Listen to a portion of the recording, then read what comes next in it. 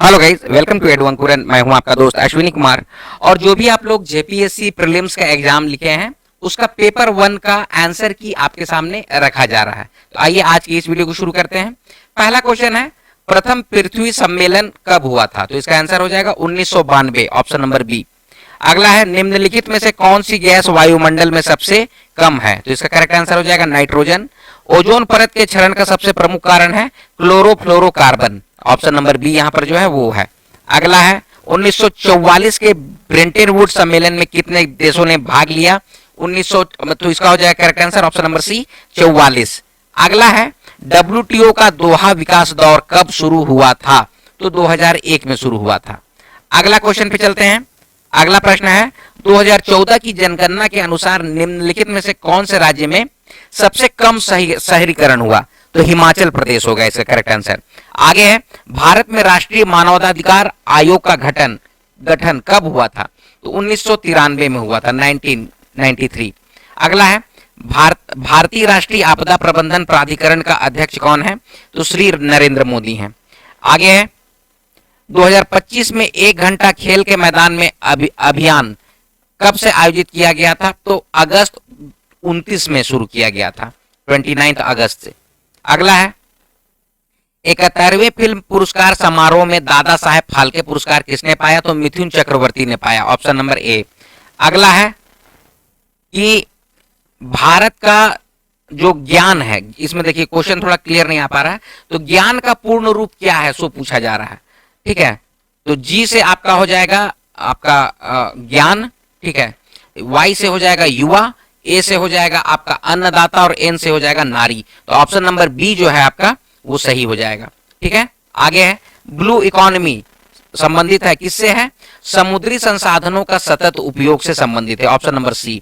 अगला है, भारत में कौन सी योजना लघु और मध्यम उद्योगों को समर्थन देता है? तो मुद्रा योजना देता है। अगला है, जनसांख्यिकी लाभांश का अर्थ है, ऑप्शन नंबर सी बड़ी कार्यशील आयु जनसंख्या होगा इसका करेक्ट आंसर।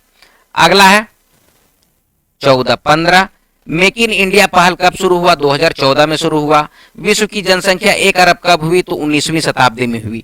ठीक है, आगे बढ़ते जा रहे हैं। नए वीबीजी रैमजी अधिनियम में एक व्यक्ति को 1 वर्ष में कितने दिनों का रोजगार की गारंटी दी गई है? तो 125 दिन की रोजगार की गारंटी है। आगे है, केंद्रीय बजट 2026-27 में कार्बन संकलन प्रयोग और भंडारण तकनीकों पर अगले 5 वर्षों में कितना खर्च निर्धारित किया गया है? तो 25,000 करोड़ होगा इसका करेक्ट आंसर।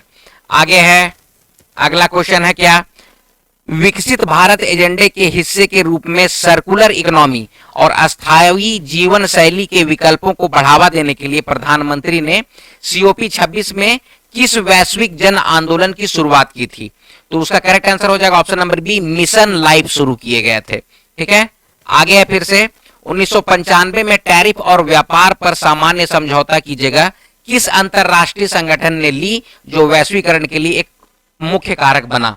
इसका करेक्ट आंसर हो जाएगा ऑप्शन नंबर ए, डब्ल्यूटीओ। इसके बाद अगले क्वेश्चन पे चलते हैं। 2011 की जनगणना के अनुसार किस राज्य में भारत के झुग्गी झोपड़ी वासियों का सर्वाधिक भाग रहता था? तो उत्तर प्रदेश इसका करेक्ट आंसर हो जाएगा।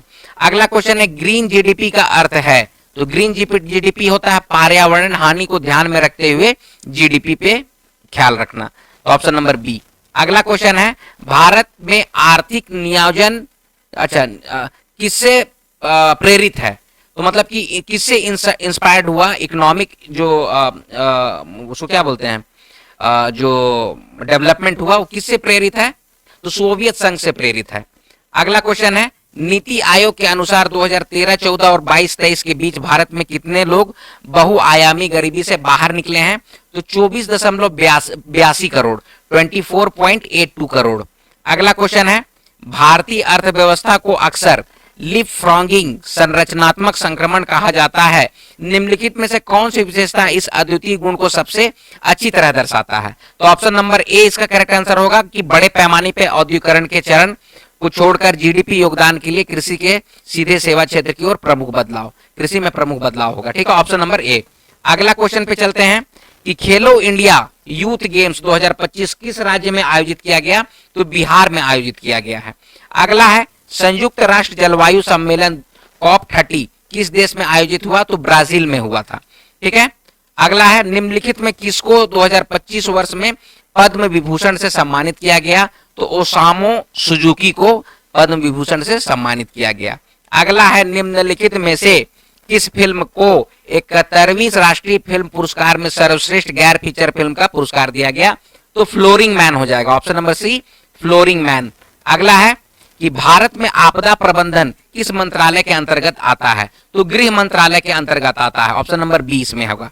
अगला है मानव अधिकार दिवस कब मनाया जाता है? तो 10 दिसंबर को मनाया जाता है। आगे है रूस यूक्रेन युद्ध आधिकारिक रूप से किस वर्ष शुरू हुआ? तो 2022 में शुरू हुआ था। अगला क्वेश्चन, अमेरिका द्वारा टैरिफ बढ़ाए जाने से भारत का कौन सा क्षेत्र नकारात्मक रूप से सबसे ज्यादा प्रभावित होने की सूचना है? तो वस्त्र, जिम एवं आभूषण, ऑप्शन नंबर बी। अगले क्वेश्चन पे चलते हैं। वर्ष 2007 से गाजा पट्टी पर किस संगठन का नियंत्रण है? तो हमास का नियंत्रण है, ऑप्शन नंबर बी हमास का नियंत्रण है।